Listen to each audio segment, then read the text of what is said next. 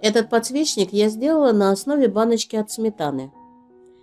Клеевым пистолетом на внутренней стороне баночки рисую узор. Завитки, линии, капли.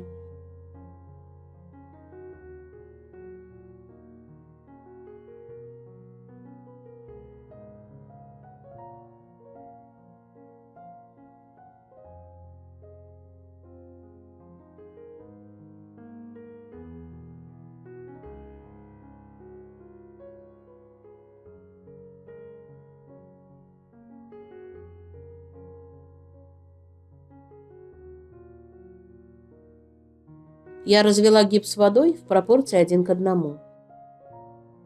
Заливаю этой смесью баночку.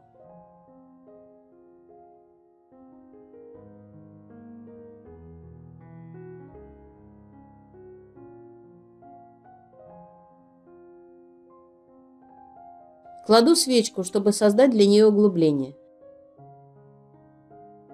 Сверху небольшой груз, чтобы свечка не всплывала. Когда гипс застынет немного, делаю надрез на стаканчике и снимаю его. Гипс совершенно не пристает к клеевому пистолету, так что узор отходит легко.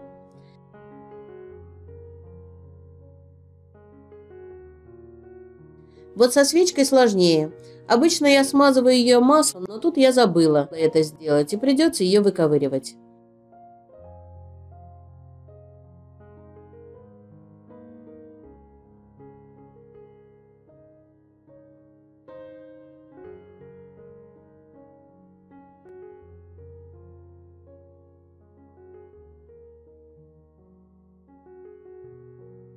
Иголочкой подправлю узор.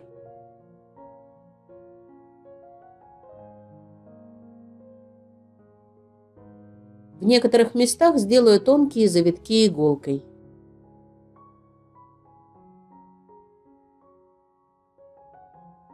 Подправлю углубление для свечки. Пока гипс не высох окончательно, он очень легко режется. Так что я немного расширю углубление и сделаю края ровнее.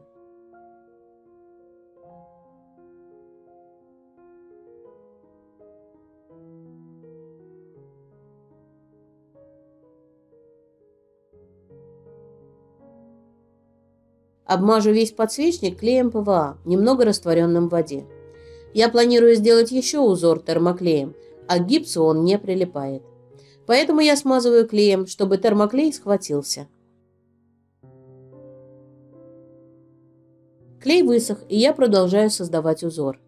Вновь клеевой пистолет. Обрамляю имеющиеся углубления. Делаю завитки, капли.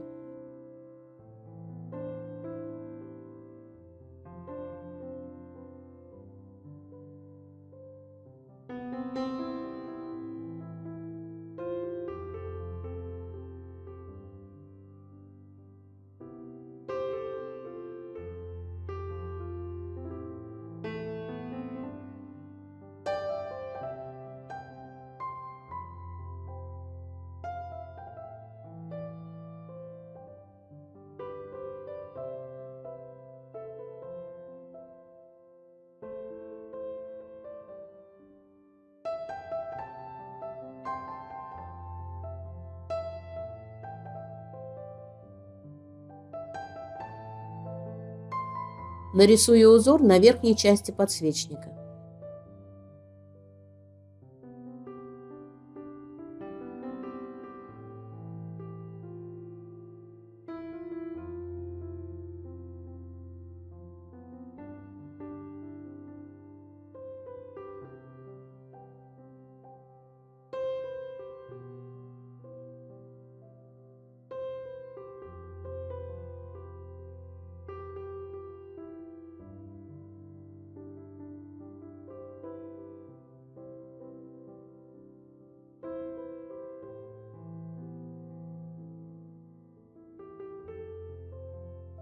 Создам окантовку из капель по краю.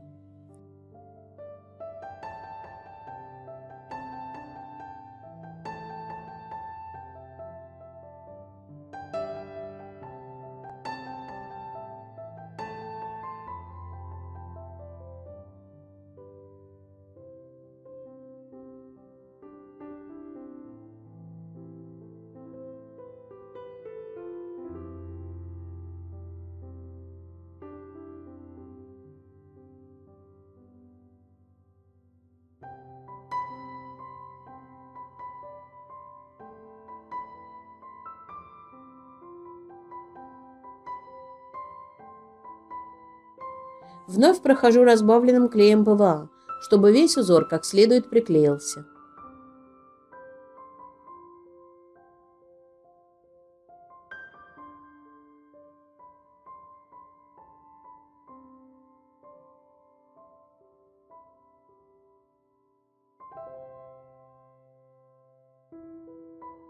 Покрываю подсвечник акриловым грунтом.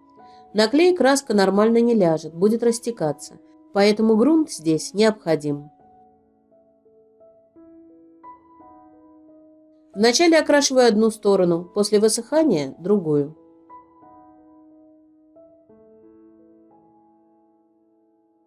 Когда грунт высохнет окончательно, окрашиваю. Я подготовила цветную акриловую краску и белую. Вначале кладу просто цвет.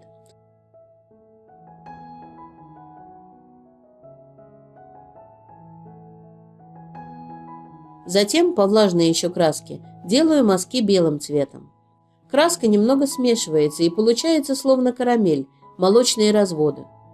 Выглядит очень вкусно.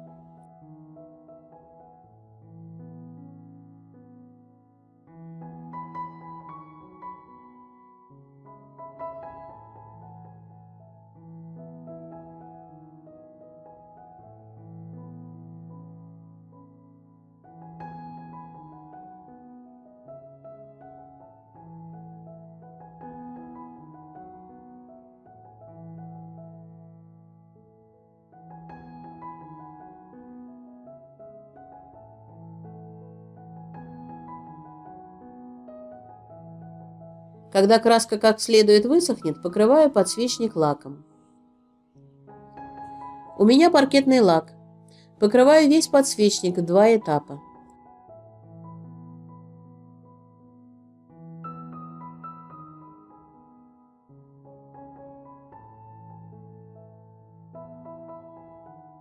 Вот что получилось.